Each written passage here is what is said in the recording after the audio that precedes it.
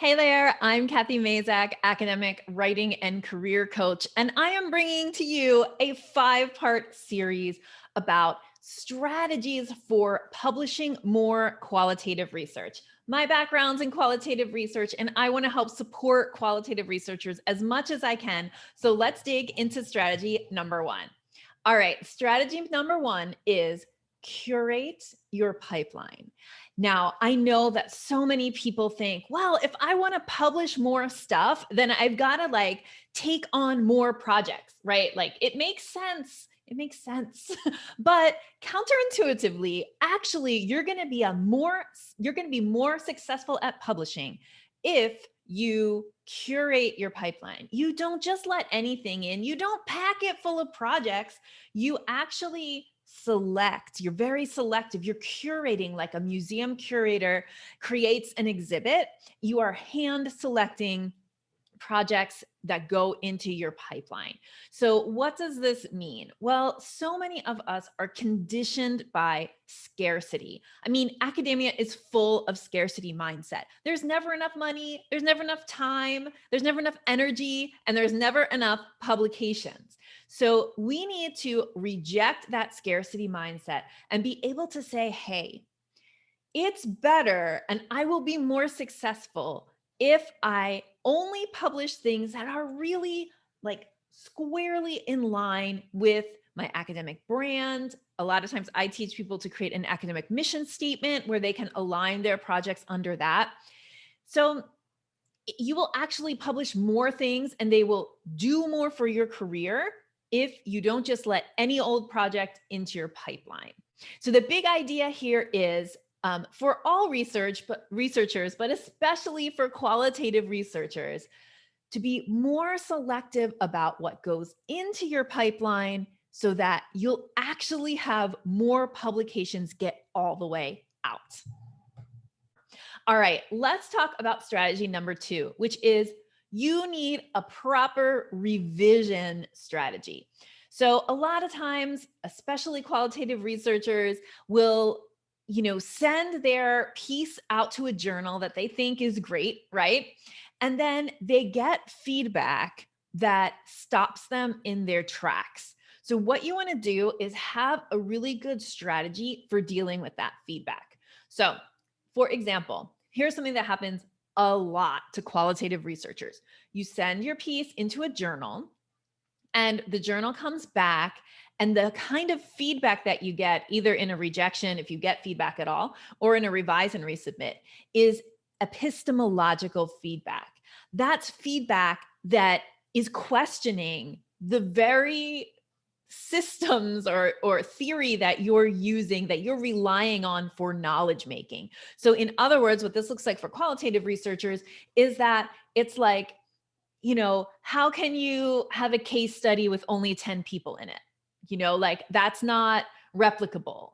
It's not valid, right? That kind of thinking is actually indicating an epistemological or even ontological difference in what the reviewer thinks makes knowledge and what qualitative researchers and what you're doing as a researcher to make knowledge. And then I also want to just mention, because again, early career scholars or new qualitative researchers often don't do this, which is that if you get a desk reject, if you're new to publishing in journals, is where basically the editor doesn't send it out for review. The editor just sends it back to you and says no.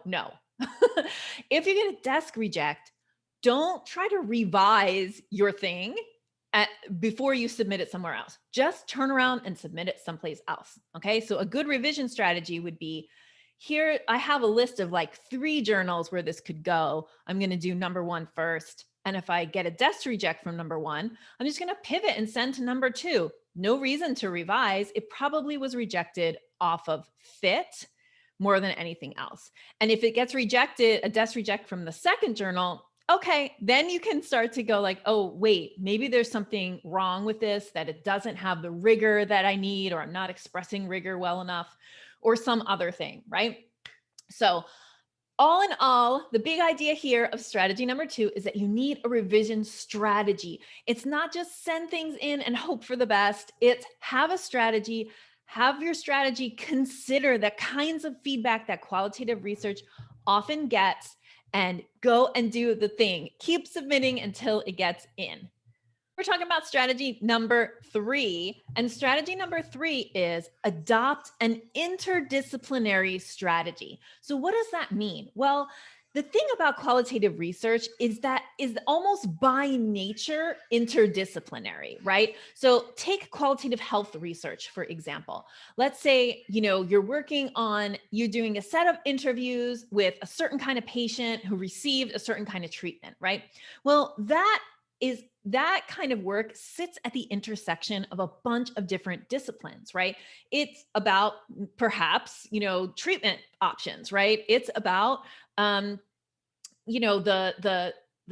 health inequities. It's about like lots of different things. So how are you going to use that interdisciplinarity in your publication strategy? So you want to really be thinking about, as you're selecting journals and thinking about the different disciplines that your work is straddling, you want to think about, developing your academic brand around an interdisciplinary strategy. So you don't want to be just like publishing things wherever they get taken up. You want to like pre-think out or strategize, okay, well, I do qualitative health research, and I could, what I want to do is get known inside of like gender studies for that, for example. Then you're going to target journals in a different way than you would if what you're trying to do is get known within the world of treatment options or whatever. So think about that. Think about how your work is straddling different disciplines. And I suggest to everyone that you make an actual diagram, and it can kind of look like a Venn diagram, or it could be, an ordered list or an outline of all the different disciplines where your work lives, right? All the different disciplines in which you are operating. And again, qualitative researchers, just that kind of research tends to be by nature interdisciplinary.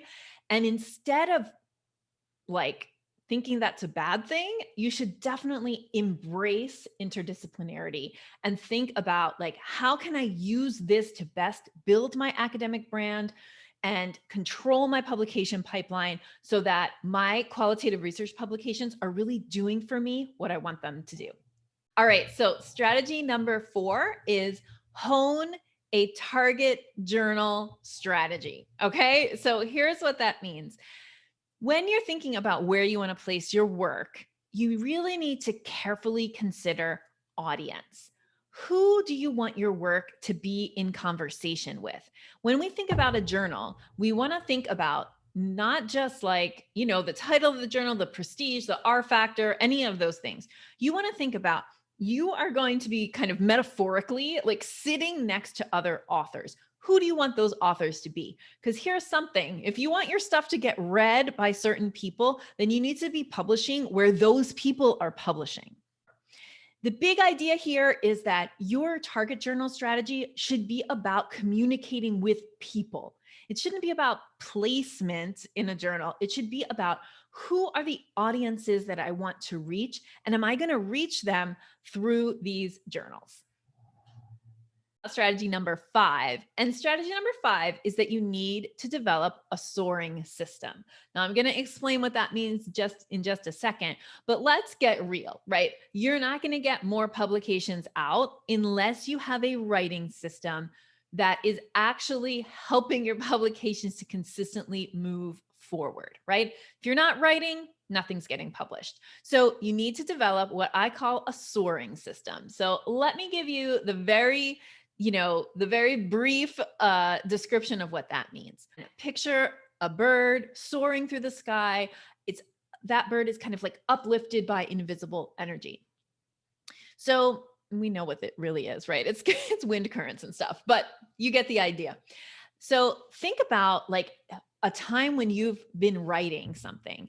that you actually kind of feel that feeling. And it might be easier for you to imagine the opposite feeling. So the opposite feeling is slogging. Okay. So have you ever written something where it was like, you know, I wrote 7 words and then I deleted 5, and then I wrote 5 and deleted 3, and you just couldn't like even write 100 words in an hour? That slogging feeling, like that you're kind of like traipsing through mud in heavy boots, that is the opposite of this soaring feeling. So I want you to imagine a time where writing came really easy to you and a time when writing felt like slogging. And I started to create a little journal around that. And I'm like, okay, well, when are like my best times of day? And I realized that for myself, I have a window of about 8 o'clock in the morning to about 11 where I'm really fast. I can focus. I get things done quickly.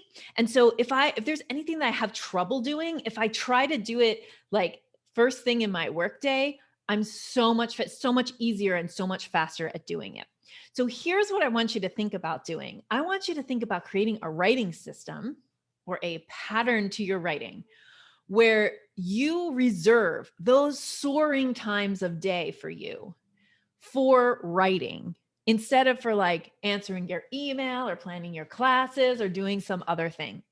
So what that means is it does not have to be like if you have 3 good hours a day like that, like soaring hours, it does not mean that you have to use all 3 of them for writing every day. Actually, you could use 1 hour once or twice a week, as long as it's landing in that soaring time for you. And you will be able to really move your writing forward a lot. And you're going to create a better relationship with your writing because it's not going to feel like slogging. So, a couple things to keep in mind. If you feel like you're slogging while you're writing, stop. Like that's actually creating this like negative feeling between you and your writing. And you don't want that.